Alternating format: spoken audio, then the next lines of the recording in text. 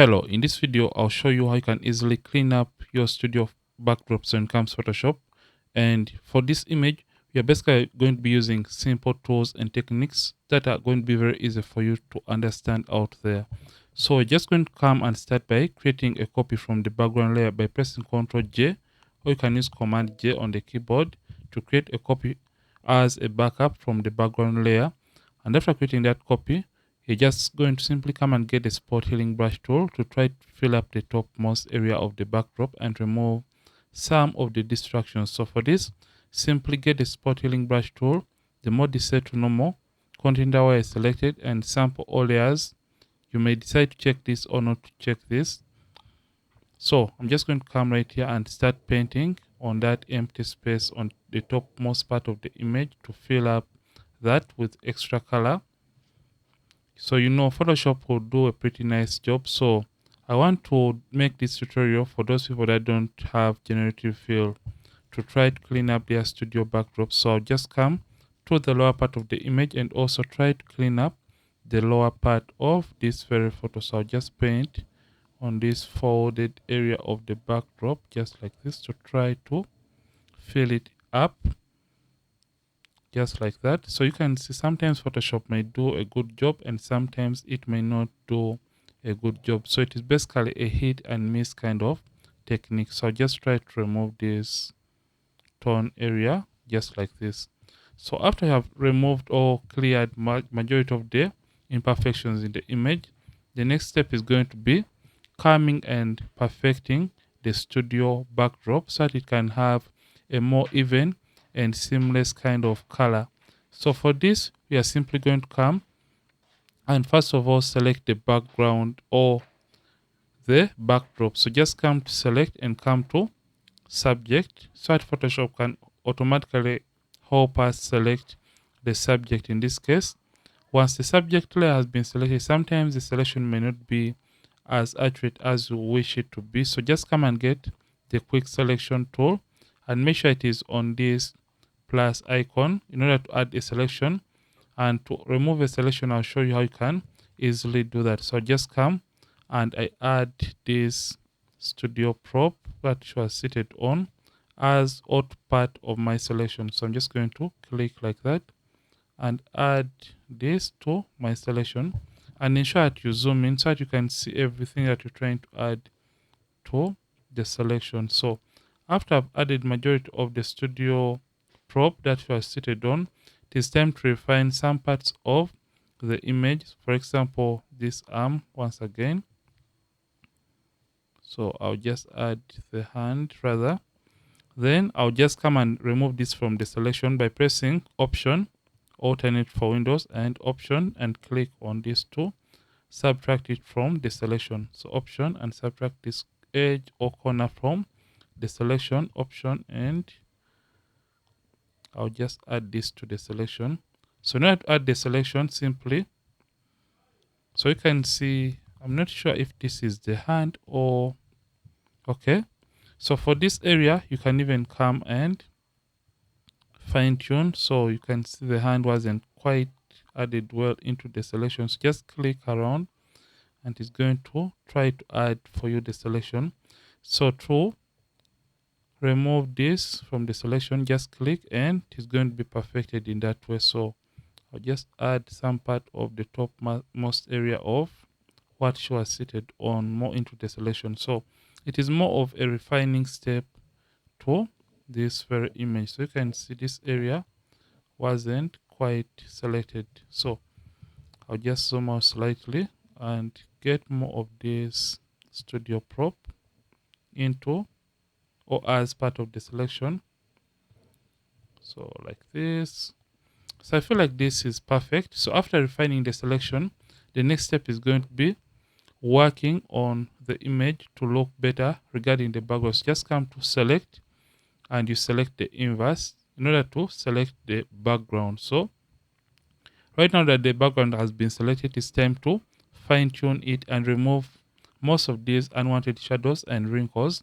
And for this, just come and get your brush tool and make sure for the settings of the brush, make sure the soft round brush is selected, the mode is set to normal, Opacity, we're just going to be using opacity at 100%, but for the flow, we shall go with a flow of about 65% and hit enter or return. So just want to keep on sampling color from the background area and painting it once again to areas that want to perfect. So in order to sample this background color, hold down the option key on the keyboard, option, and start painting just like this. Option and paint like this. Option and paint like that. So you can see it tends to remove the annoying background shadows. So I'm just going to paint just between there to separate her from the background. Option. So you have to keep on pressing the option key on the keyboard so that you can sample and paint. Option, sample and paint just like that. So I'll quickly do this option. So you have to keep on sampling by pressing the option key on the keyboard to sample from varying or various areas of the image. So I'm just going to use command minus and get a slightly bigger brush option and keep on painting like this. So in case you want perfect the colors, you're just going to do that later on to create a seamless kind of studio backdrop. So I'm just going to sample from this area and paint just like that. So the color doesn't have to be a little bit too plain or too uniform. So I'll just come right here to the lower part of the image and also sample from close to where this step is and paint just like that. And you can see by just doing this, the background is tending to look smooth and seamless with just having the same color. So I'm just going to paint. Keep away from, don't eliminate the overall shadows in the image because sometimes it may make the image look unnatural and a little bit unrealistic. So I'll come and sample a little bit more from here and try to remove this dark color from this area just like this. So after I've painted majority of the areas, so for this step I just want to fine tune the areas that have uneven skin or uneven background inconsistencies regarding color.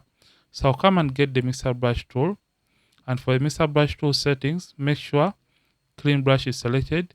This second option, that is clean brush after each stroke, is selected with the weight of 9%, load 75%, mix 90, flow at 100%.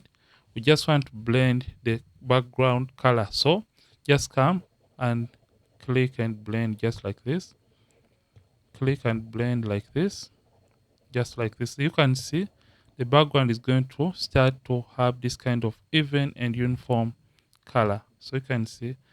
So for the mixer brush tool, you don't have to paint close to the subject because sometimes it may create a little bit of color spill when it comes to the background. So I'm just going to paint like this. I hope you can see that right now the background is looking plain, smooth and seamless. So just try to paint in these areas, but don't eliminate the natural shadows that were initially existing in the photo. So you can see before and after. So after you have done this, you can start. We left out some area, especially just between her hand and body. So just come back and get the brush tool and sample from this area option and sample, and just use a very small brush and paint just in between that area.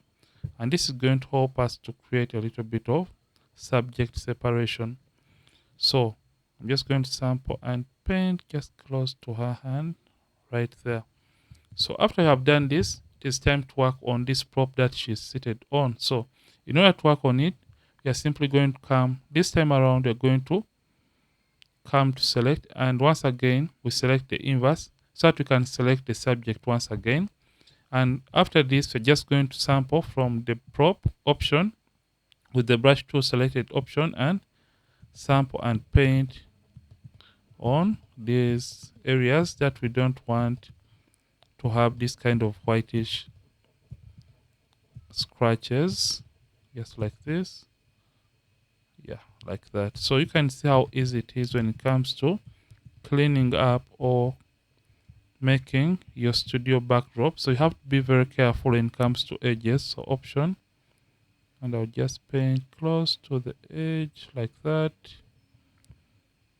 Option, sample, and paint like that. So you can see right now everything is coming or falling into place in this kind of video or tutorial. So take your time as you're doing this in case you want to have really perfect results for your photo or for your images. So I'll do this and just come and try to fill in this edge or this corner. So I'm just going to zoom in slightly. So you can start to have made a small mistake, especially on the corner. So press Command Z to undo the mistake in a given area. So I'll just paint like that. So keep on sampling and painting like that. Control minus. So in order to blend the image better or that area, just get back to the Mr. Brush tool and quickly paint around this prop that she's seated on, just like this. And this is going to create a little bit of uniformity on the prop that she's seated on. So you can see right now we are done. Control D, or can you use Command D to deselect active selection. So you can see this is the overall image before, after, before, after, before, and after. So in case you haven't painted some areas, ensure that you come and smoothen them better to look even nice and beautiful. So before, after, before, after. So this is how you can simply create smooth backdrops or backgrounds for your images when it comes to Photoshop. And if you have enjoyed this video, don't forget to like the video. Don't forget to subscribe in case you have been watching and you are not yet subscribed to this channel. Ronnix from Ronnix Photography. Thank you for watching, and I'll see you in yet more videos on this channel. Don't forget to keep practicing and as well keep creating.